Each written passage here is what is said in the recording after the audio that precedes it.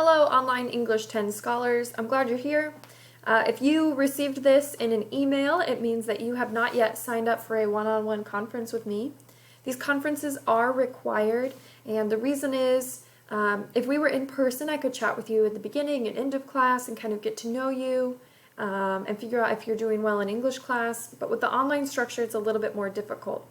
If I can get to know you a little bit better, it'll be easier for me to give you feedback, for you to receive that feedback, and for me to help you grow as a reader and a writer this year. So everyone is required to have a conference, and I'm going to show you how to sign up for a conference if you don't already have one.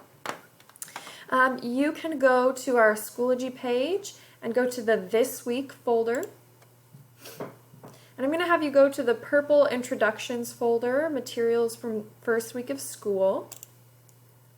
And in there you'll see this page that says sign up for a one-on-one conference with Miss Goss. And after I'm done with this video, I'll put it in there as the instructions. But I want you to click sign up for a conference with this link. And yours might look like this, because this week I don't have any more appointments. But I want you to go to this blue arrow and scroll until you find available appointments, okay? If the appointments are already blue, it means they're booked up.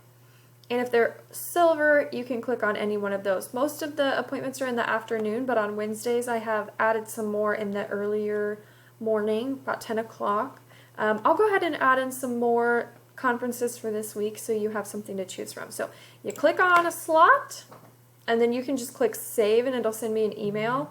Or in the description you could say, hey Miss G, you're awesome, and I'll say, you too, and then just click save and it'll tell me, and then we'll do your conference together, okay?